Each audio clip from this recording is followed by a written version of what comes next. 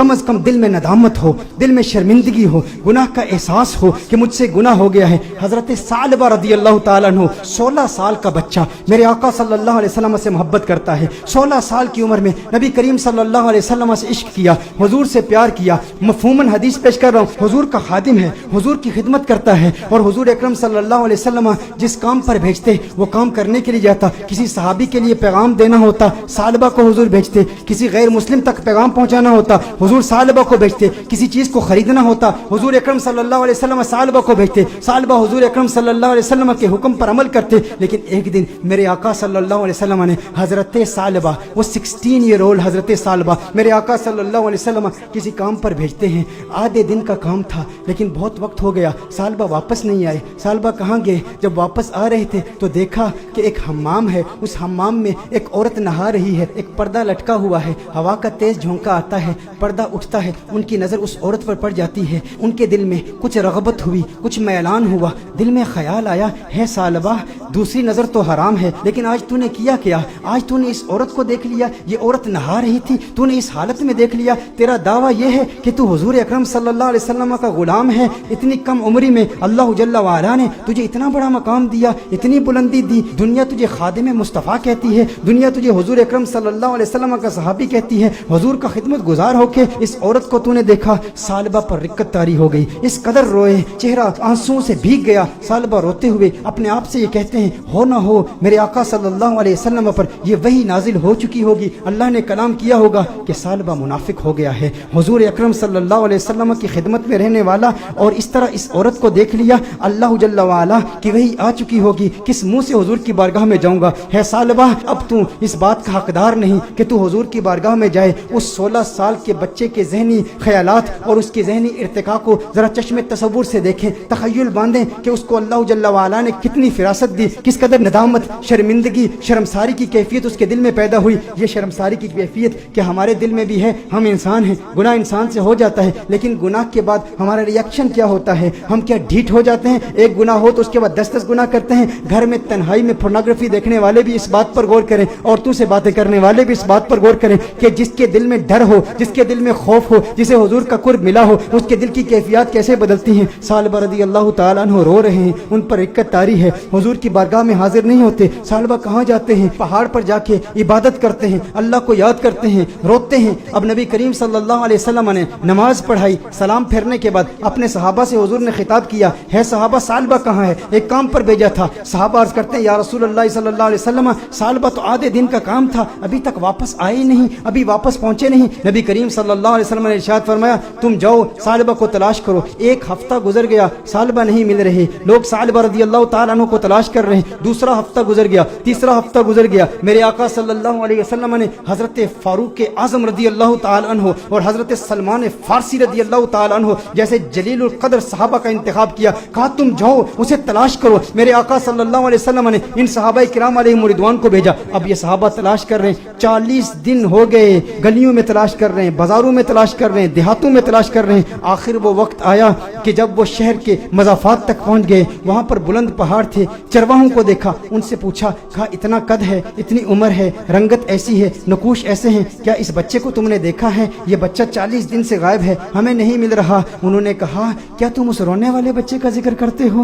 وہ جو روتا بہت ہے؟ کہا کیا مطلب؟ کہا اس رونے والے بچے کا ذکر کرتے ہو جس پر ہمیشہ رکت طاری رہتی ہے؟ کہا کیا مطلب، کون سا رونے والا بچہ؟ کہا جو تم نے اس کی ڈسکرپشن بیان کی ہے نا، جب ہم رات کو سوتے ہیں نا تو ان بلند پہاڑوں سے ایک بچے کی رونے کی آوازیں آتی ہیں، اس کی درد بری آواز ہمارے سینے تک پہنچتی ہے، وہ روتا ہے اور رو رو کے اللہ کو پکارتا ہے، وہ معافیا مانگتا ہے، ہمیں پتہ نہیں اس سے ہوا کیا ہے۔ کہا وہ آپ کے پاس کب آتا ہے؟ کہا ہم چرواہے ہیں، بکریاں چراتے ہیں، کبھی کبھی آ جاتا ہے، بکریوں کا دودھ پیتا ہے اور چلا جاتا ہے۔ فاروق اعظم نے فرمایا کب آئے گا؟ کہا یہ اس کے آنے کا وقت ہے، ابھی آ ہی رہا ہوگا۔ فاروق اعظم رضی اللہ تعالیٰ عنہ، سلمان فارسی رضی اللہ تعالیٰ عنہ علیحدہ ہو کر چھپ جاتے ہیں کہ کہیں ثعلبہ ہی نہ ہو۔ دیکھتے ہیں کہ ثعلبہ آ رہا ہے، ثعلبہ آ رہا ہے تو رو رہا ہے، دودھ پیتا ہے پیالے میں، لیکن پیالے میں دودھ کے ساتھ اس کے آنسو بھی گر رہے ہیں۔ فاروق اعظم رضی اللہ تعالیٰ عنہ فوراً باہر آتے ہیں، سلمان فارسی فوراً باہر آتے ہیں، او ثعلبہ تجھے کیا ہوا ہے؟ ثعلبہ تیرا چہرہ بدل گیا، اس قدر نحیف ہو گیا، اس قدر کمزور ہو گیا۔ ثعلبہ نے فاروق اعظم کو دیکھا، کہا نہیں نہیں میرے قریب نہیں آنا،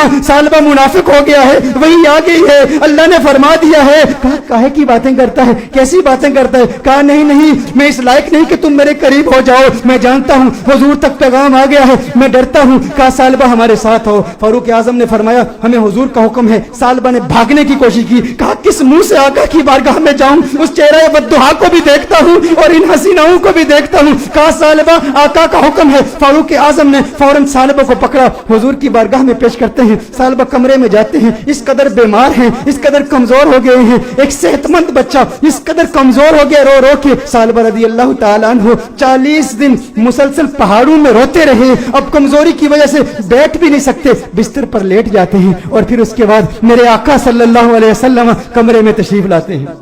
नबी करीम सल्लल्लाहु अलैहि वसल्लम जब कमरे में तशरीफ लाते हैं, वो करीम आका हैं, उनकी शान करीमी के क्या कहने, उनकी अजमतों के क्या कहने। चहीते सालबा को देखते हैं तो मेरे आका सल्लल्लाहु अलैहि वसल्लम बिस्तर के करीब तशरीफ लाते हैं, उसके सर को उठाते हैं, अपनी गोद में रखते हैं। अरे क्या किस्मत है उस साहबी की। मैं कहता हूँ दोस्तों, गुनाह हो जाए लेकिन गुनाह के बाद भी शर्मिंदगी भी ऐसी हो, गुनाह हो जाए फिर गुनाह के बाद नदामत भी ऐसी हो, गुनाह हो जाए लेकिन गुनाह के बाद अपने नफ्स को सजा का सिलसिला भी ऐसा हो, और फिर जब अल्लाह तौबा कबूल करता है ना तो फिर किस्मत उरूज पे होती है, फिर उसके मुकद्दर यूं झांकते हैं, अल्लाह ऐसा करम फरमाता है कि उसे फिर आका की गोद नसीब होती है। मेरे आका इरशाद फरमाते हैं ऐ सालबा आंखें खोलो। सालबा आंखें खोलते हैं, कहते हैं या रसूल अल्लाह, आका मैं गुनहगार, मैं सियाकार, आका मुझे आपकी गोद मिली, मैं इस काबिल कहां आका, मुझे पता है वही आ गई है, मुझे पता है आयत आ गई है, आपको बता दिया गया है कि सालबा मुनाफिक हो गया। या रसूल अल्लाह सल्लल्लाहु अलैहि वसल्लम,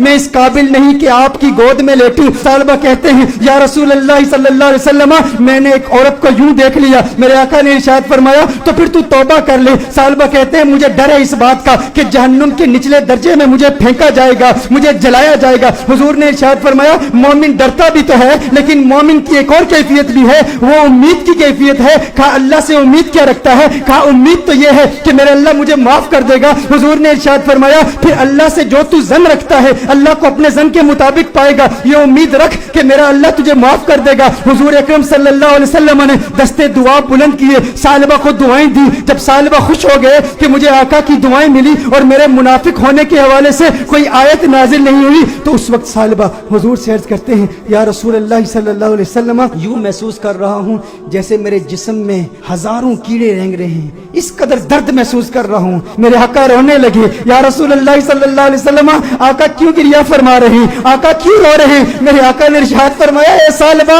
तेरी मौत का वक्त आ गया है, मलकुल मौत आ रहे हैं, तेरे जाने का वक्त आ गया है। सालबा ने देखा अरे मुकद्दर वाला है वो जिसकी मौत आका की गोद में हो, काश यूं मौत आए मेरे हम नशी नजाका और हो जाए मंजर हसी, काश यूं मौत आए मेरे हम नशी नजाका और हो जाए मंजर हसी, वो उधर अपनी जुल्फे सवारा करे और इधर दम हमारा निकलता रहे। अरे कैसा किस्मत वाला है, आका की गोद में सालबा की मौत वाक़ हो गई, सालबा की रूह कफ़स उनसरी से परवाज कर गई। मेरे दोस्तों यही पैगाम है, अगर चाहते हो आका का करम मिले तो आज मिलाद की महफिल का ये पैगाम ले जाओ कि गम का एक सबब गुनाह भी है, अगर तुम गुनाहों से तौबा करोगे डिप्रेशन खत्म हो जाएगी, हुजूर का प्यार मिलेगा, हुजूर की मोहब्बत मिलेगी, हुजूर का इश्क मिलेगा। वालिदैन को वक्त दो, अपने बच्चों को वक्त दो, नमाजों में इस्तिकामत हासिल करो, गुनाह जो किए उनसे तौबा करो, जो नमाजें कज़ा की हैं, जो रोजे कज़ा किए हैं उनकी कज़ा उमरी करो, हुस्न अखलाक से पेश आओ, जो रिश्तेदार नाराज हैं सिला रहमी के जज्बे के साथ उनसे मुलाकात करो, वो पूछे क्या हो गया है, मेरे घर में आज क्यों आया है, कभी नहीं आया। कहा तुझे नहीं पता कल कंजुल हुदा में महफिल मिलाद हुई थी, आका का मिलाद हुआ है इसलिए आया हूँ। अरे जिससे मिल रहा है वैसे तो तेरे चेहरे पर 12 बजे होते हैं, आज मुस्कुरा क्यों रहा है, क्यों मुस्कुरा रहा हूँ? कल हुजूर की मिलाद की महफिल थी, मिलाद हुई है, मिलाद ने मुस्कुराना सिखा दिया, मिलाद ने जिंदगी गुजारना सिखा दिया, मिलाद ने गुनाह से तौबा करना सिखा दिया, मिलाद ने डिप्रेशन से बचना सिखा दिया। मेरे दोस्तों आओ आज दिल में ये पुख्ता इरादा करो, हम गुनाहों से बचेंगे।